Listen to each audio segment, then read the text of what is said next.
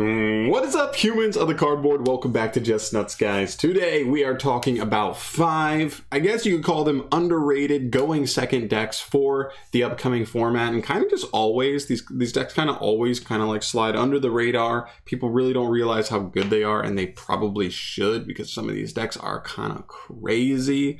But yeah, so today we're just talking about 5 top options that I think can go second in the format. They're pretty good. A lot of decks aren't setting up like crazy insane boards right now. We're setting up like more mid-range boards, try to grind, and I think it gives us a format where a lot of these going second decks can actually take advantage of that aspect, that a lot of decks aren't doing like as crazy explosive plays as they were before. So without further ado, let's just jump into it. Start off with our first deck. Here we're looking at Zodiac. This is pure Zoo, by the way, not Tri-Brigade. I guess technically you could throw Tri-Brigade in there, but I don't think the Tri-Brigade variant really wants to go second as much. So we're looking at just pure Zoo. And yeah, the entire idea behind this deck is you summon a Borbo, you attack directly, you make Zeus with like 4 materials at least, and you wipe their board. That's the idea. You break the board and then you sit on Zeus until the duel is over. Other than that, you just play a ton of utility cards that all just allow you to just stunt whatever your opponent wants to do. That could be Dimension Shifter as an insanely hindering hand trap. That could be 1-for-1 trades like Forbidden Chalice, where you're playing into boards. It gives you flexibility of being able to fire it anywhere. And if you aren't able to like secure a kill and stuff, it's one of those cards where you can set and it's still an interruption if your opponent tries to play on the next turn. So I think it's pretty solid.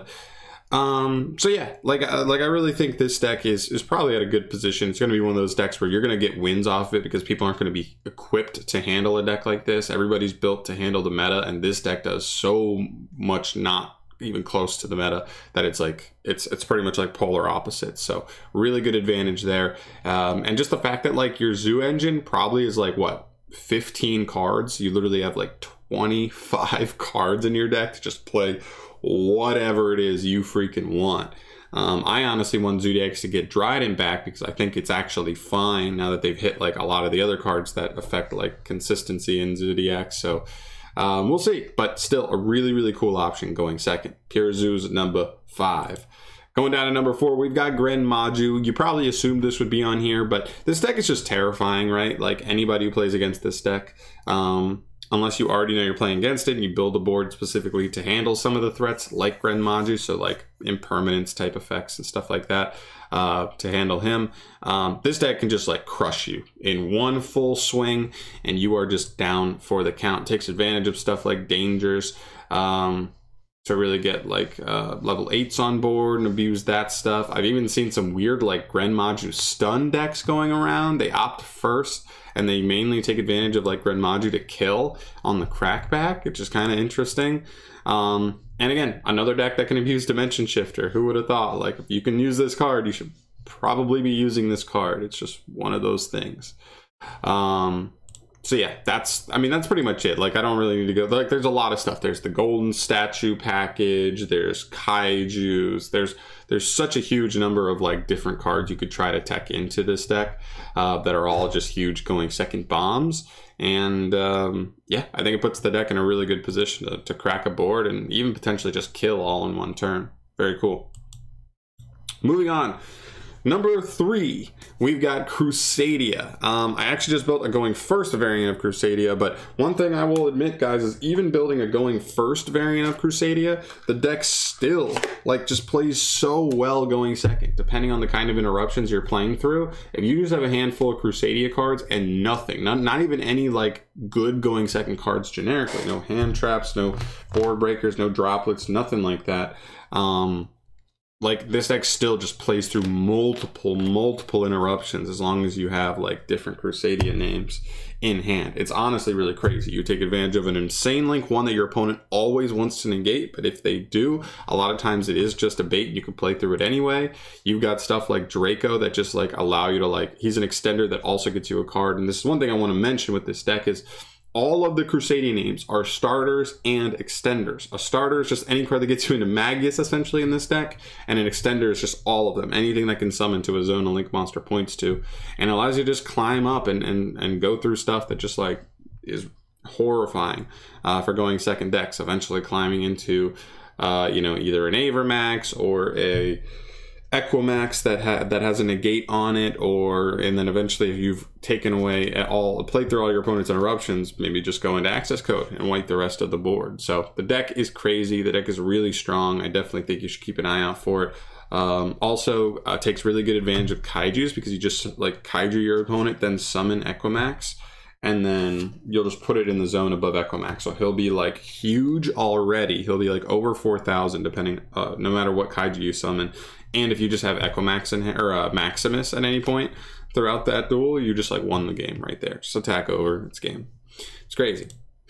Of course, the kaijus, yeah. So there's number 3. Moving on to number 2 here, we have Magical Musketeers. This one has like a special place in my heart. I've always been a huge fan of Magical Musketeers. They're really cool. They have a cool mechanic. I don't think they're like, I don't know. I think they're an interesting deck because I think like they can also go first, which is really nice. It gives that deck flexibility. A lot of these other decks you're like, okay, like technically you could also have stuff in your Crusadia deck that gives you a play going first, but it's probably not like amazing if you're specifically building your version to go second. Grand Maju does like nothing going first, maybe make a rank 8, and then Zoos, because they don't have Trident, like literally you just want to make like Vespinato pass, which is not ideal. So like none of them have like actual going first plays, whereas Magical Musketeers sometimes is played going first. And I get it, some of your tech cards may not be specifically like going first stuff. But you know, if you're playing Forbidden Chalice, which is a good card in this deck because 1, it's already just great in the format, but 2, it's a quick card that can just like trigger any of your Musketeer effects, just start rotating that advantage, keep the disruptions coming, removal coming, and eventually you just grind out a win. This deck actually does some pretty cool stuff. So there's that. Also, like the Destroyer Phoenix Enforcer package is really interesting here because you just have Fusion Destiny, which is like another 3-of spell that can just trigger any of your Magical Musketeer effects. Obviously with Starfire it doesn't really work, but if we're looking at Caspar or Doc or even Kid Brave, triggering their effects is still going to get you extra pluses, which is really good.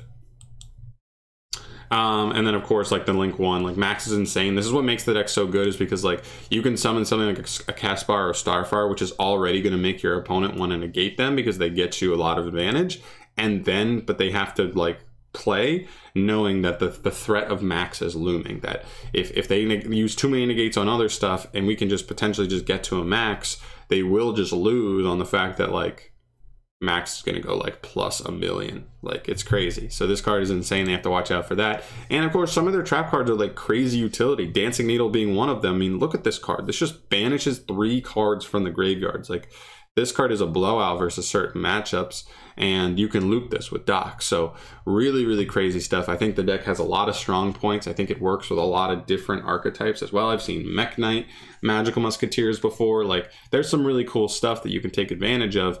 And I think going second is one of the more interesting builds for them. So definitely keep an eye on this deck. This one's one of the more interesting ones here, I think.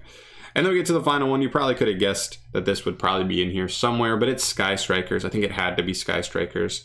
The deck's cool. I think this is one of those really cool going second decks where the idea of this deck is go second, break their board, and then set up a control strategy. That usually doesn't happen. A lot of these decks, like you want to go into Max, summon 3 dudes, get pluses off of the dudes, and then like make a Boral Sword kind of situation. Like you kill in this deck a lot of the time, or you can if you're building a hard going second build. Crusadia is trying to OTK, Grand Maju is trying to OTK, and I guess you could say Zoos like kind of end up grinding it out a little bit, but not really to the extent that Sky Strikers do. This deck legit is like just remove all your opponent's stuff, lower their resources, and then just start setting up your control game. It's crazy. Ray is an insanely annoying card to work around and actually break through. You also have Engage to 1 as of earlier this year. This was huge for this deck. This deck needed Engage at least at 1. And then also Enforcer. I want to mention him here as well. There's actually been a couple of builds really early into this format where it's Sky Strikers, but they play Enforcer because he can pop himself very easily and frequently. You pretty much just get that extra boss monster, that extra interruption that comes back every turn, and he clears himself out of those main monster zones, so then you can start like activating your striker spells and traps. I think the only thing is like with stuff like Chalice and Droplet in the format, the only downside to that is that if they have something chainable to him to just negate him so he does not clear himself, you, one, like stop that interruption, and two, you also lock them out of any of their striker spells that they might have set. So you're locking them out of Widow Anchors, you're locking them out of, you know, whatever it is. So that can definitely be a little bit punishing if they can capitalize on it. But I do think generally it is a nice like buff in power that strikers really haven't had for a while, right? So it's a nice card for them. And also don't forget, strikers are getting one more card. They got their own like what kaiju-esque card revealed for the OCG's like shiny box set, and they have one more card confirmed that's going to be coming. We don't know what it is, but obviously that can change things a little. We'll keep an eye out for it, but you know, it's only going to get better, not worse. So really, really cool. Those are my top 5 decks for going second strategies in the current format that if you haven't tried out, definitely try them out. Some are obviously going to be ranked higher than others, like Strikers is probably the closest one to the meta, right? Like Magical Musketeers are cool, but probably more rogue than anything. Same thing with CRUSADIA, same thing with Grand Maju, and Zoo might also be a little bit closer to like that striker range. I just think even though it's a simple play and a simple strategy, it is very, very potent, and you just have to be wary of that. So there you go, 5 options going second for the current format. Definitely give them a try if you're interested. They're all really cool. I highly recommend them. And that's going to do it from here today, guys. Of course, let me know in the comment section down below if there's any decks you think I missed that you think I should have mentioned for going second stuff. Always curious to see what you guys are thinking on that. What other cool spicy decks might be floating around for going second stuff. But yeah, that's going to do it. Subscribe if you have not yet and you want to see more stuff from me down the line. I'll see you in the next one. Peace.